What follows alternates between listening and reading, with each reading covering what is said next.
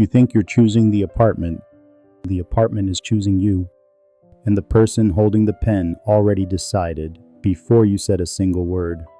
Think about the last time you applied for a place. You picked out an outfit, you lined up your references, you practiced sounding responsible on the phone.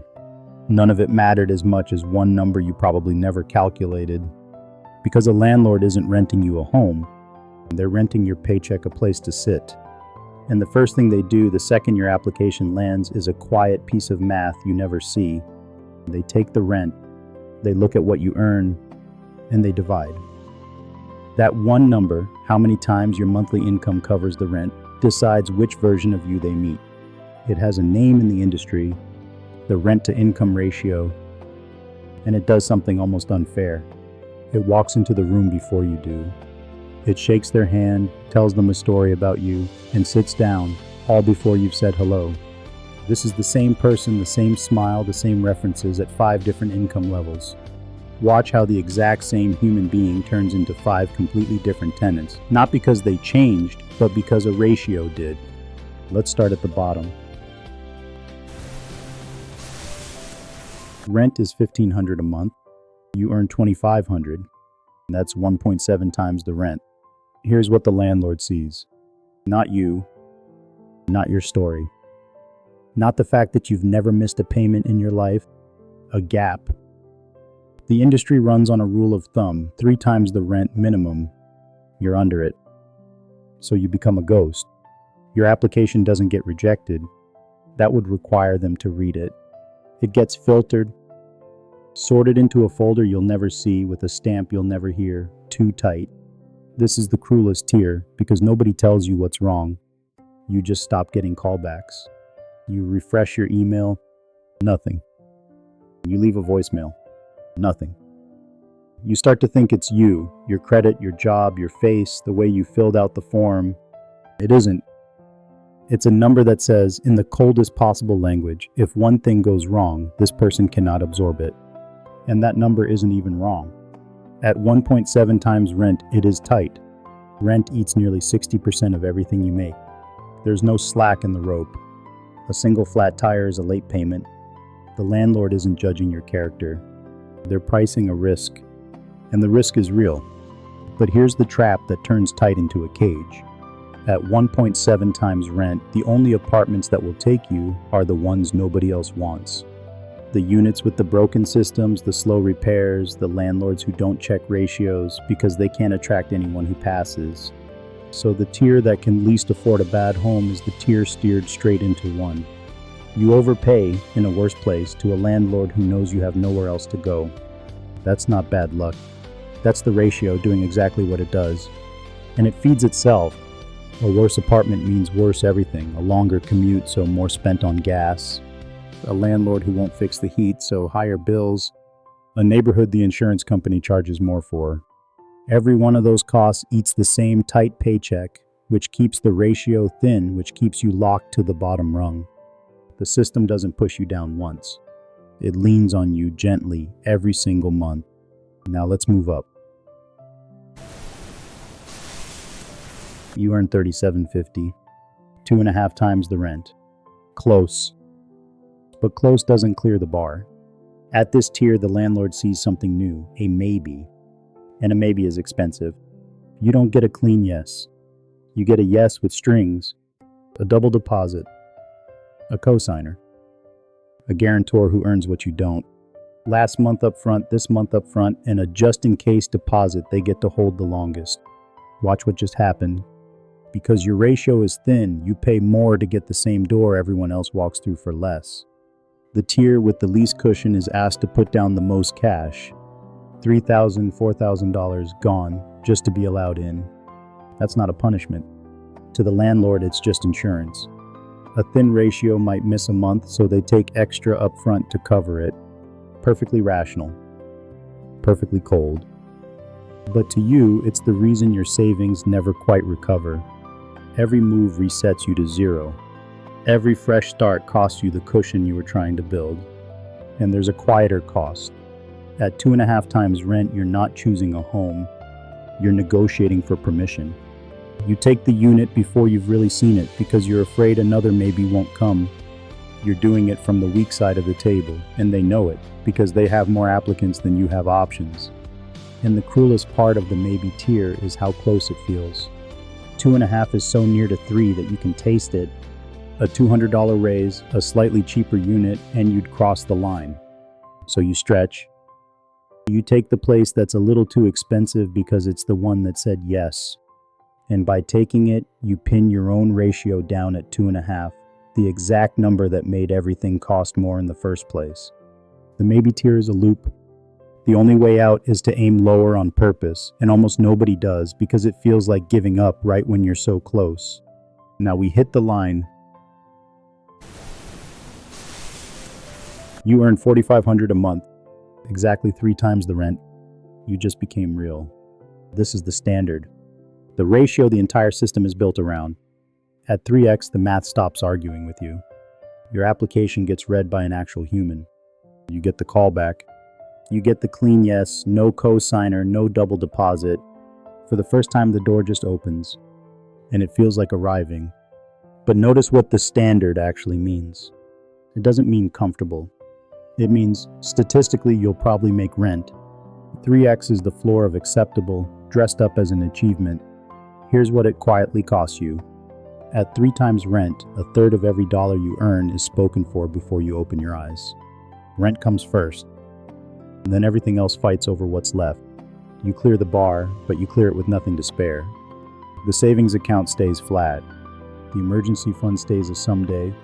One surprise, one slow month, one reduced paycheck, and you slide right back down into the maybe you just escaped.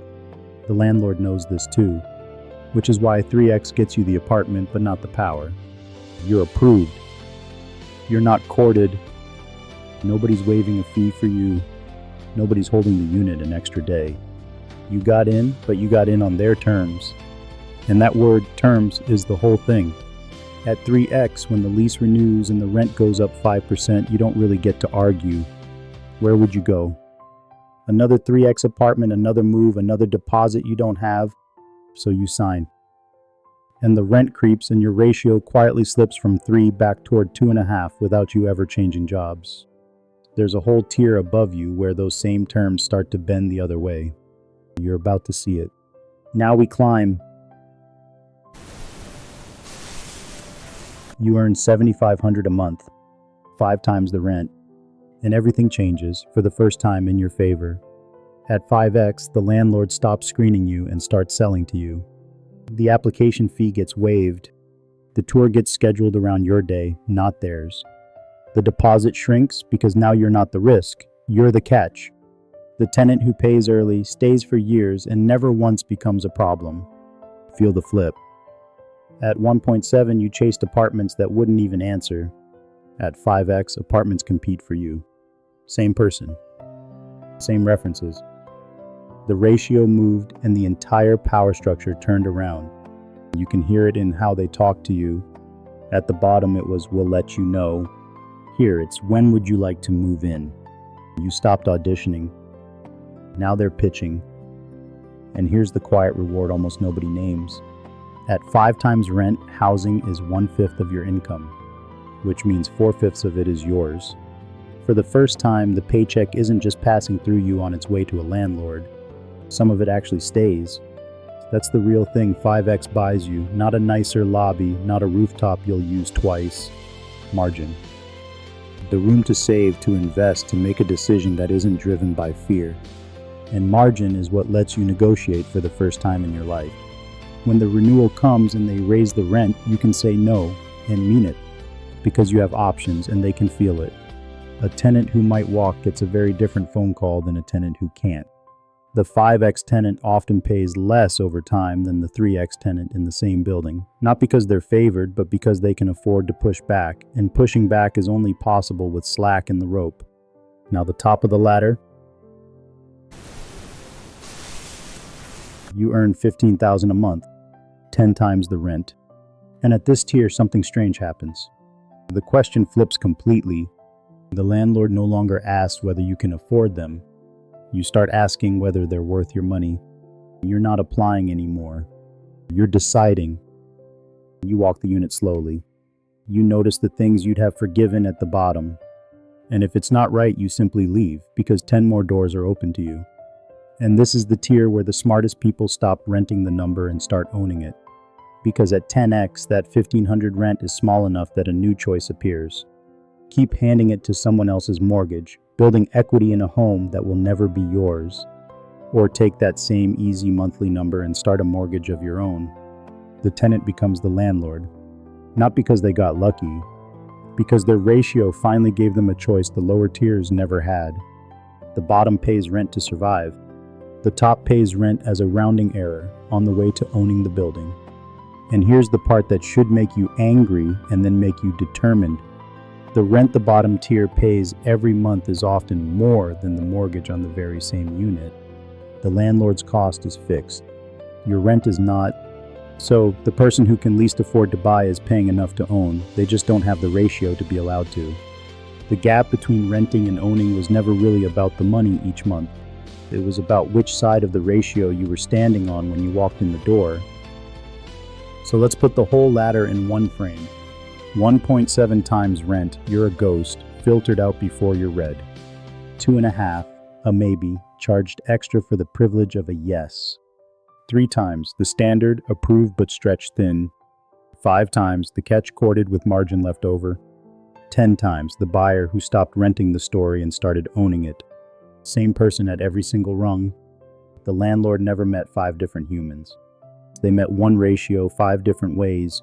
So here's the move, because unlike your face and your name, this is a number you can actually change. First, know your ratio before you apply, not after you're rejected. Take any rent you're looking at. Divide your monthly income by it. Under 3, you already know how they'll see you. Don't take it personally, take it as data before it costs you an application fee and a week of hope. Second, you have 2 levers and only 2. Raise the income or lower the target rent.